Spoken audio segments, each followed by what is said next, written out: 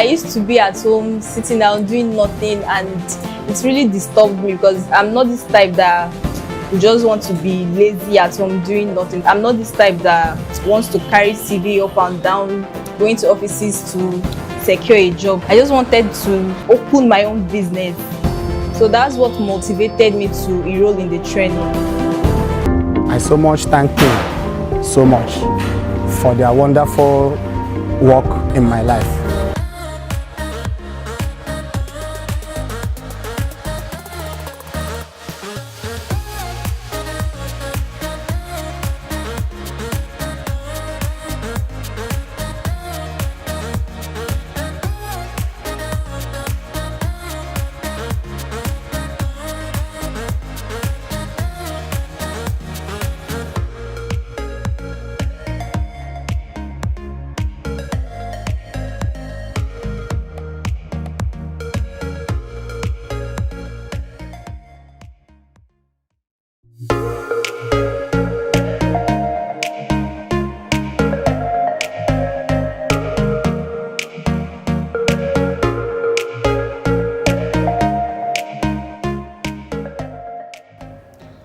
Thank you again for having me and the opportunity for us to be able to tell a little bit about our story. The Foundation for Partnership Initiatives in the Niger Delta, otherwise called PIND Foundation, is about 11 years old. And as you asked, we really couldn't celebrate our 10-year anniversary last year because of what everybody knows, COVID-19. But 10 years in the Niger Delta, it's been mixed fortunes. Great opportunities and progress on one side, and then some setbacks and frustrations on the other side. It's been 10 years of working with various stakeholders in the government, the public sector, and the private sector, and also in what we call the social or developmental sector, where you have agencies like us, non-governmental organizations like us. But it's been 10 years of trying to identify and tackle the deep-rooted issues of the Niger Delta and trying to find lasting, sustainable solutions to those issues. It's been 10 years of us implementing life-changing, uplifting programs in the areas where we've done some work, and 10 years of helping to change lives and change the narrative about the Niger Delta. It's also 10 years of taking a number of communities out of conflict into peace. But it's also been 10 years of frustrations when you look at some missed opportunities, when you look at the lack of continuity when governments change, or when despite some models that we have tested and proven, you still find stakeholders who go to the old way of doing things that are inefficient and are just like throwing money down the drain. But we are pleased that the gains we've made have come through targeted economic development and peace-building initiatives and partnerships that have empowered the region's people. When we've changed paradigm from helping people to see that the oil and gas sector is not going to be the savior for them. Rightly, the one person that gets there for paid employment or contract might have their lives changed, but that sector can only hire so many, very small number. When you look at all of them lumped together, compared to the millions, we're talking about a region of over 30 million at the last estimate. So, it's been 10 years where we've been able to shift the focus to other sectors that actually contribute a lot to the national economy and hire more and bring more money, like agriculture, like services, when you look at micro, small and medium enterprises. So more people have shifted into those areas, and it's 10 years where we've exposed the region to investors from outside, whether outside the region or some even from outside the country. So it's 10 years of getting some of those things going on. It's also over that period that because of us, with all humility, we were able to get the international development agencies to come into the Delta and do projects.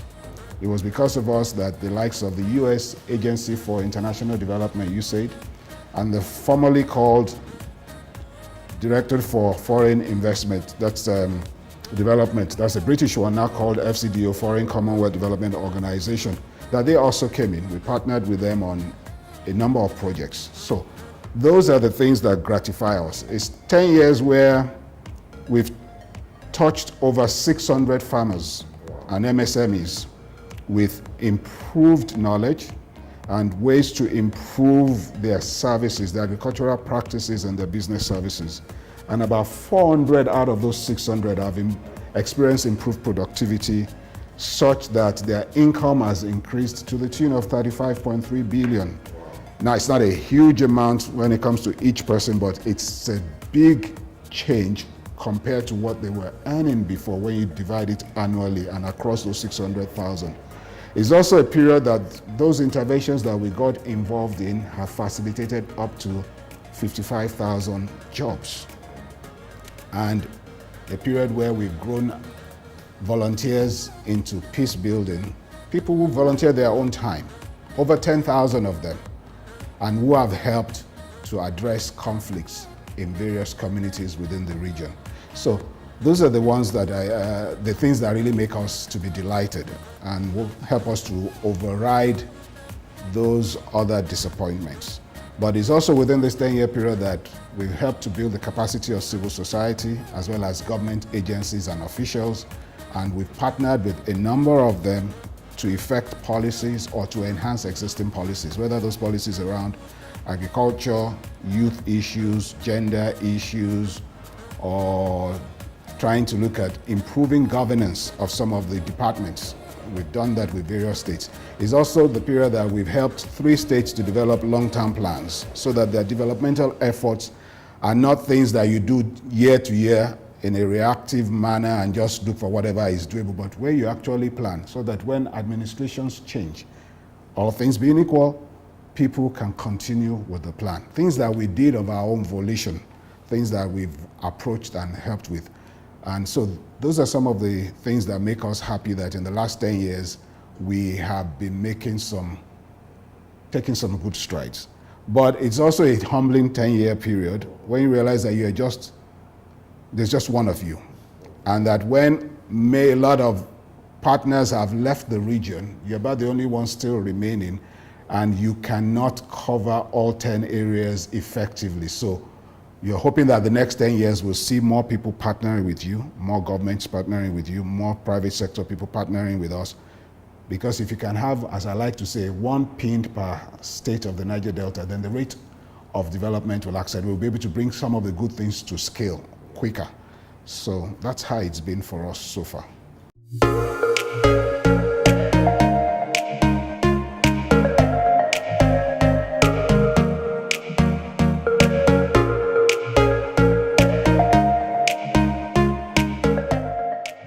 COVID was a rude shock. I mean, we all woke up to find this hit us. I mean, once it happened in Wuhan, it didn't take long for us to know that, look, the world is connected, this is going to come. But when we were ending 2019 and had our plans in place, we had our 3rd strategic year plan already set up. We just rolled that up because we are funded in 5-year cycles. So we finished one, and we were just starting a new one in 2020. So you spent the whole of 2019 really planning ahead for what's to come. So you had your fancy plans already, how you were going to improve lots in the Niger Delta, and then COVID hit. And I don't think any of us here has ever experienced a pandemic. The last one was over 100 years ago. So we didn't have a template, but we all started scrambling to really read up about how previous ones were handled. So it was a once-in-a-lifetime experience that took us back to the drawing board. But we are an organization that loves to do things based on evidence, based on data. So we did quite a bit of scenario plans. Plan A, Plan B, Plan C, Plan D. If this thing doesn't go away by July, what should we do? If it doesn't go away by this, and then of course all the measures came in, lockdowns, movement restrictions, everybody having to work virtually.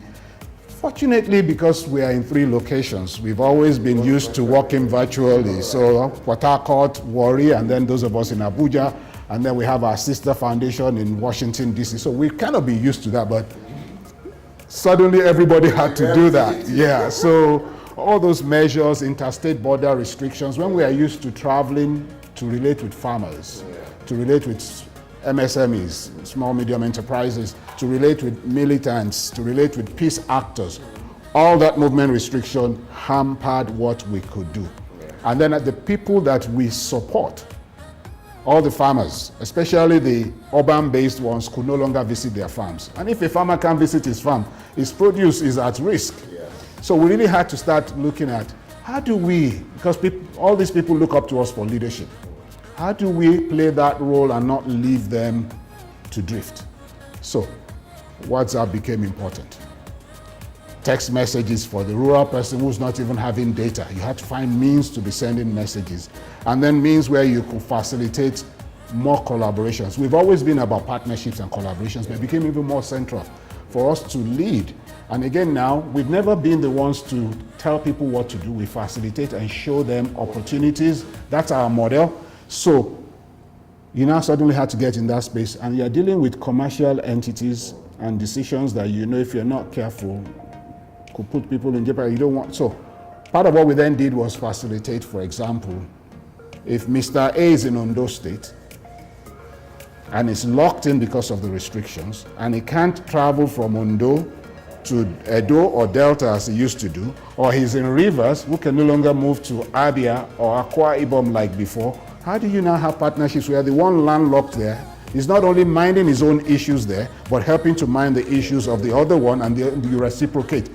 And that helped significantly. We were able to manage those, and people saw those. It also provided opportunities. Don't forget, these are private sector capitalists who could smell opportunities to render services to each other. And so we're able to stem some of those. But the truth was, cost of things went up. For example, for guys in the crop sector, that's cassava, that's palm oil and cocoa, 15% went up. And you also saw seeds, herbicides, fertilizers going up by about 5%. How are these guys going to recoup all of these things?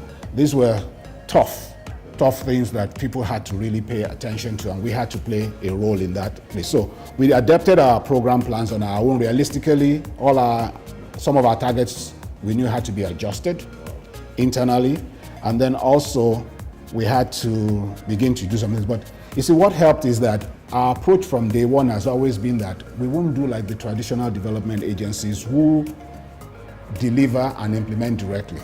We said we would facilitate and support those who are already doing the business. So a farmer is already there. Support him to know how he can do his job better, rather than you doing it better for him, and then when you leave, the results are not sustainable. They're not sustained in that circumstance, but help him to understand, and then he decides on his own how much he wants to scale up.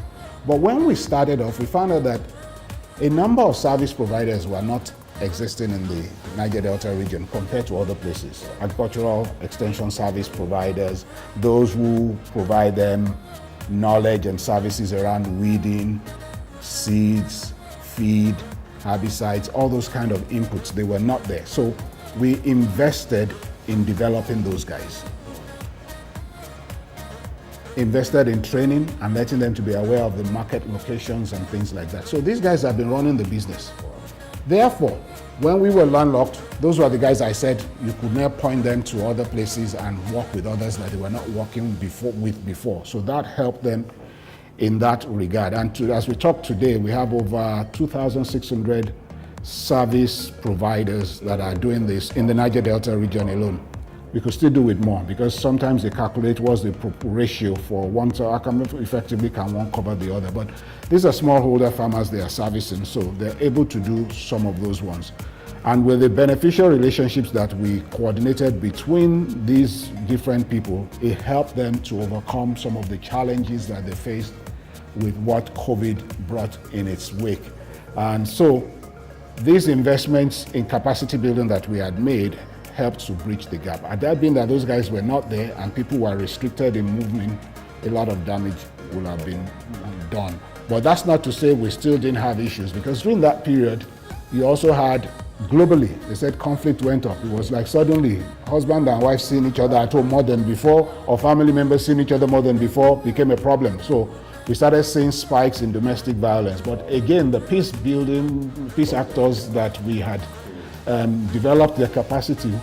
Once we have what is called an early warning, early response mechanism, similar to what you deploy at election time for saying citizens should report what's happening at polling booths and stuff.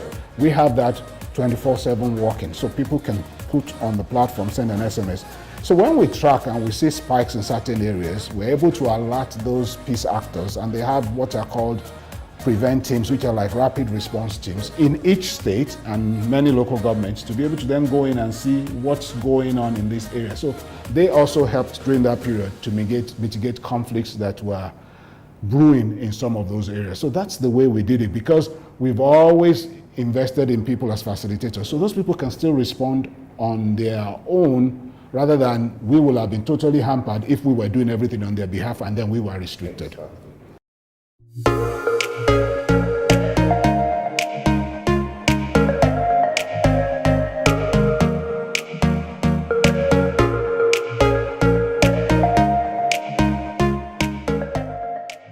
Governors their excellencies are very, very influential key stakeholders.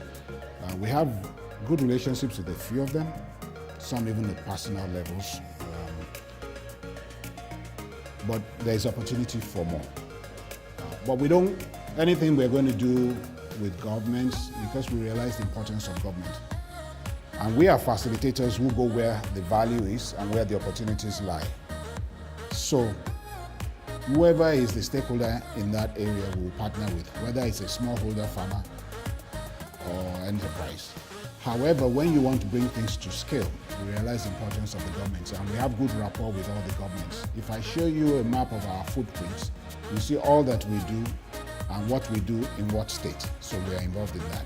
We have a strong advocacy team that works in all the states. Now, the excellencies can be very busy, so you don't always have access to them, but we always make sure we reach out in each state to start from the top. So sometimes it's a chief of staff, it could be the deputy governor, it could be a commissioner, it could be a director that is representing the state.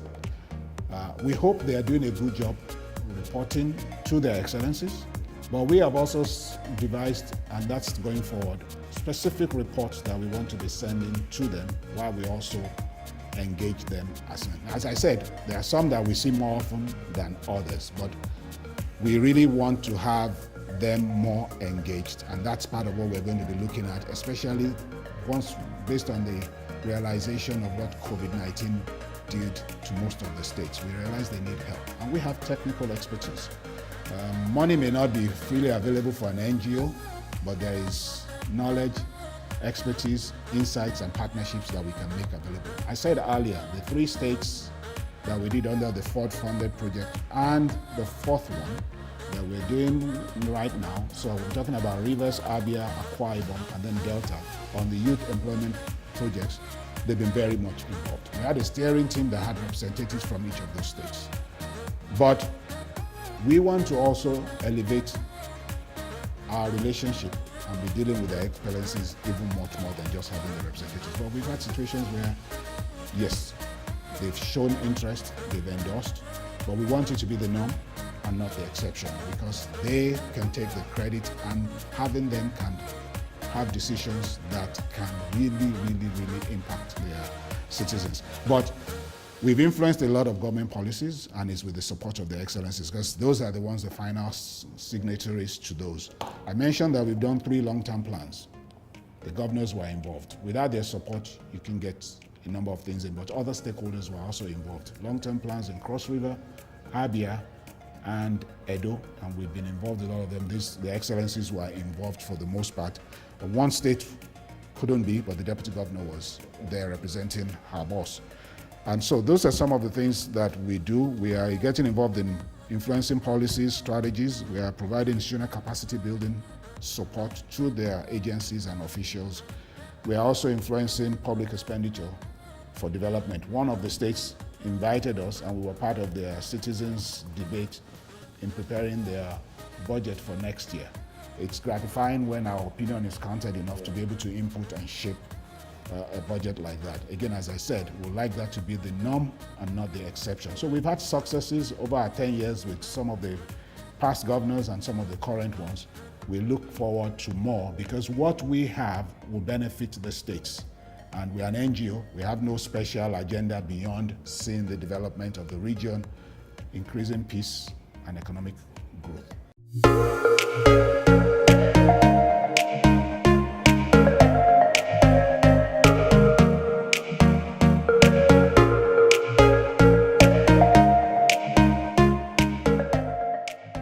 Well, quite a few, but in the interest of time, I think I will just touch on. The first one is what I alluded to when we're doing the introductions, yes. That we are very big about partnerships. I don't think it's by accident also that's the first word in our name, partnership initiatives in the Niger Delta. It comes from that humbling admission that the dynamics, the problems, the challenges of the Niger Delta are complex and interrelated, that no single organization, not one government, can take them on or solve them successfully. You need many moving parts. You need many partners coming together. So we were very big. So it was clear to us, first insight was that you need partnerships for smarter actions and results. So it was very clear to us that if we create valuable opportunities to discuss, to strategize, to share expertise, and to learn from each other, whether you are coming from public sector, civil society, community people are smart. You listen to them, you'll pick a lot. They know there are solutions to their own issues. Yeah. They just need the opportunity and the support to be able to do that. So by facilitating platforms for a lot of those kind of partnerships, we have been able to spur resources, innovation, creativity that has helped to unlock some long-term development solutions. On our own, we've forged over 150 direct partnerships in the last 10, 11 years. And these are with organizations that are within the region, outside the region nationally, and also international ones. We have technical partners that are international partners. We have people who are interested, who want to come in. So they are direct repository. But there are also indirect ones that when you look at it, probably be spanning up to like 600 relationships like that. So these have helped us to co-create ideas, solutions. When USAID came into the territory to also partner with us on a project called Maximizing Agricultural Results in Targeted Sites, markets too. They brought their strength, tied it up with our own knowledge locally, and you saw some results where between us, you could reach more farmers. When the old DFID also came in, and we partnered with them to co-design and develop the markets development project in the Niger Delta made, we also saw greater results. So between those three, you could see that. On our own, we could not have achieved that. So partnerships help in that regard. The other thing that we saw is that it relates to boosting productivity and income for farmers and enterprises. And you find that what I was also referring to earlier on, that when you groom and build the capacity and develop a wide range of support actors, i.e. extension workers, service providers, then you are creating a more buoyant market. Because those guys, after building the capacity, were now able to offer technical and business support services to these entities. And that helped them to empower market actors to improve their own productivity, to increase income, and to create jobs. We, by playing our facilitator role in 5 agricultural value chains, palm oil, aquaculture, cocoa, cassava, poultry, we've been able to help to do some of these things and to contribute to raising the income of these farmers, as I said, to over 20 million. And also we've been able to get partners from government, from private sector, and from social sector to also increase investments close to 18 billion naira into the region over this period. The other insight that we found, and we kind of gained this late because we struggled initially in trying to find a workable solution to the problem of electricity. Most of the communities out there are not connected to the national grid, and they will not have for the foreseeable future. So you've got to think of off-grid solutions. And we know that government has put many policies in place. Some of them are not going to reach these guys in good time if other people don't crowd into trying to get this involved. So we now found out that, look, lighting up off-grid communities is a key thing. So that's one insight we found out. People say that electricity is the holy grail of development. And we all know that once you light up somewhere, you have steady electricity supply, Nigerians and people generally will get creative and productive. I used to live somewhere in Lagos a while back, and while I'm driving back home, there was this guy doing welding works, ironmongery, gates and stuff. You could see how idle it was when there was no electricity. By the time when they solved the issue in that area and it became steady, I think they moved them to a priority line.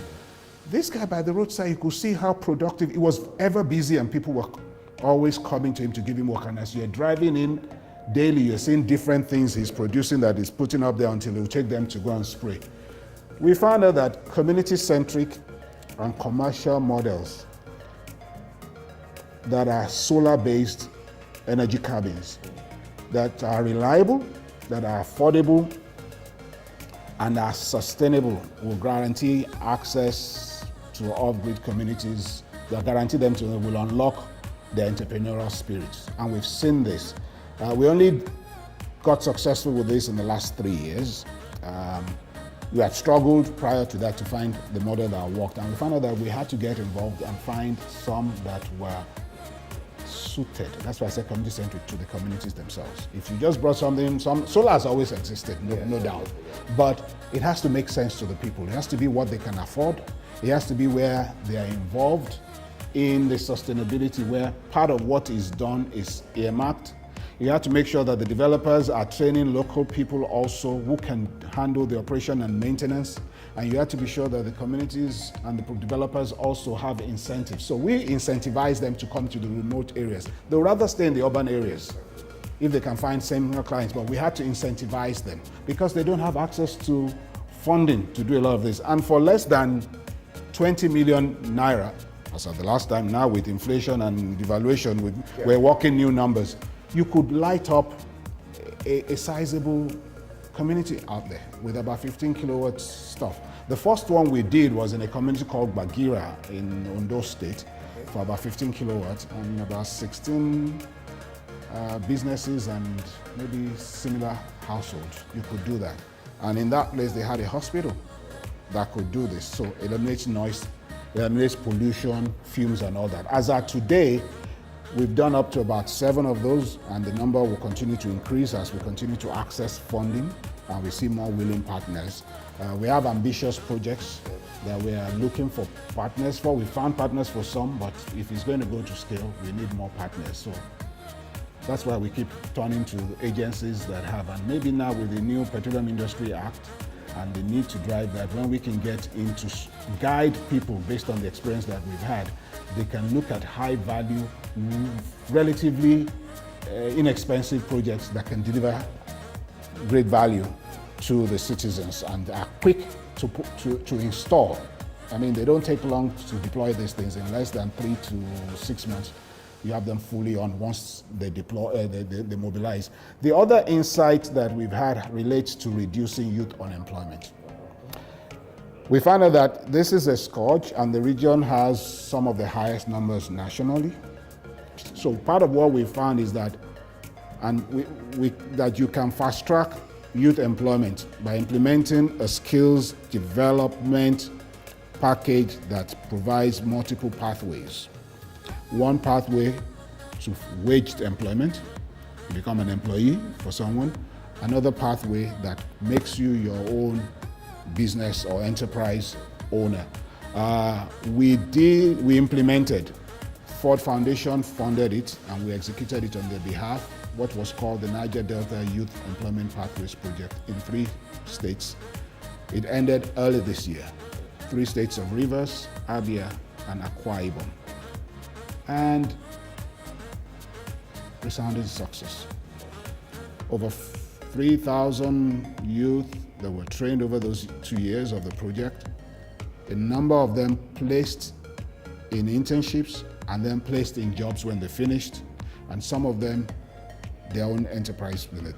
Then we don't do starter packs like people do, because experience has shown how a lot of those people go and sell them and they go and become idle doing something else. But what we did was to do a challenge fund where people pitched business plans to compete for this, and you did due diligence to be sure these are people who have viability in their plans and whom you see a year or two or some years down the road, they're still in those businesses, they're viable. A number of them got funding, and we're not talking of huge sums to help them start off. And so we're delighted about that, and we found out that that provides opportunities that others can emulate. So after that pilot, we're doing a fresh one now with funding from another donor. This time the funding is coming from Chevron. We're doing this in Delta states. So 4 out of 9 states have gotten this so far. We're open to others coming in. We've approached them. I mean, the governments of those 3 pilot states and Delta have been actively involved.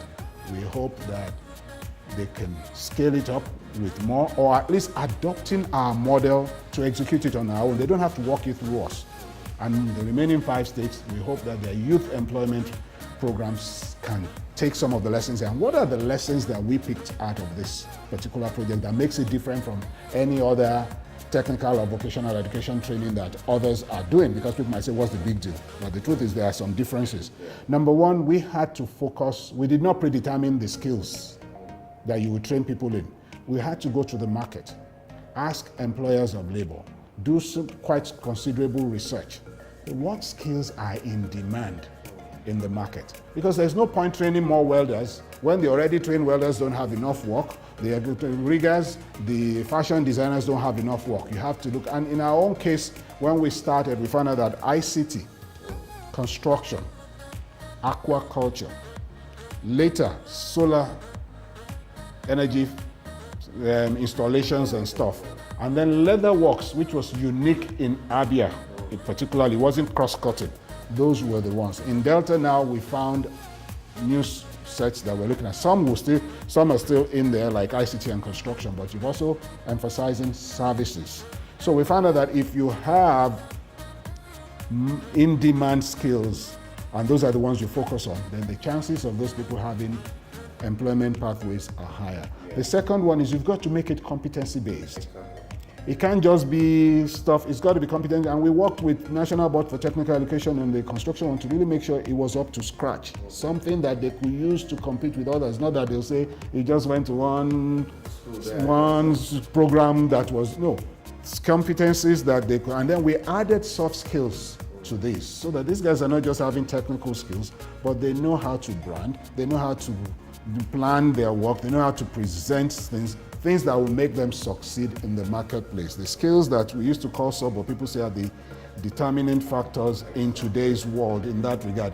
Then we held them through some mentorship and post-training support, so that when they graduate, they're not just thrown off. We had service providers that we employed to train, and also part of the training is that they must find opportunities to place these people with employers. Basically, you're creating an enabling environment. Exactly, and developing an ecosystem. So some of these partners who train these people and who place them on their own are now service providers to state governments and whoever else, independent of what we brought them in to do in the first instance. So that's something that was another insight for us. A fifth insight relates to conflict, and that's that if you reduce community conflict, that we can reduce community conflict significantly by using local peace-building structures. You know, too often when there is conflict in this country, how do we respond? Send military. That stems violence, but it does not address the root causes. Or you have judicial or investigative panels of inquiry. They mean well, but they are not long-lasting solutions. Exactly. You've got to tap in. Every community had ways in which it resolved conflict traditionally. What we needed was to look at those. And instead of focusing on those causing trouble and reinforcing them unconsciously by focusing attention, and we looked at those who have always been traditional peacemakers and built their capacity to do it even more. So the local chief, the priest, whatever religion, the school teacher or headmaster, and also all those ones, you began to tap into their skill set. And this is a part of the 10,000 peace actors that we've been talking about. So by using local peace building structures, we found out that we are able to promote resilience, stability within those areas. So today you have over 10,000 and they're dealing with emerging conflicts. At the last count, over close to 1,000 of those kind of conflicts that they're dealing with. One other insight is that when you build the capacity of local organizations, you are preparing them to deliver improved services. A lot of the civil society organizations that we met on ground didn't have good skills or zero skills compared to others from the Southwest, from other parts of the country. And so they really could not deliver well and be of help to the communities that they were trying to serve. Then you also had trade associations, business membership organizations that really did not know enough.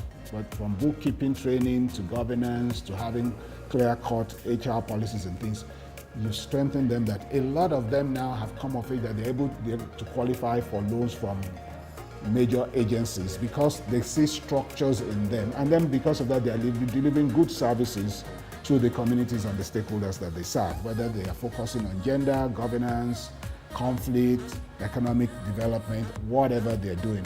The last thing I like to say, again, as I said, is that it's important to mainstream gender and social inclusion in all that we do. We take deliberate actions to target women, people living with disabilities, and other marginalized groups, because if you don't do that, these people are going to continue to suffer inequality and the gap will just continue to widen. We have a deliberate target of about 40% representation in all that we do. And we've met this and gone beyond that in most of what we do, just to ensure that women who don't have voices and people with disability. You'll be surprised that in some of our communities, people deny that they have people with disabilities because they see it as a taboo. Yeah, but these are people who have their own aspirations. And in that Youth Employment Pathways project that I talked about, we have videos on YouTube. Some of these guys have testimonials of how their lives were on the streets. And now this guy is fixing damaged phones and stuff and earning income, and he has greater self-esteem. For each one of them that happens to, it makes us really glad. And the more other partners, especially in government, because government is still the biggest key stakeholder there, can tap into some of these things and then take them on their own. They don't have to do it through us, but we're always available to support.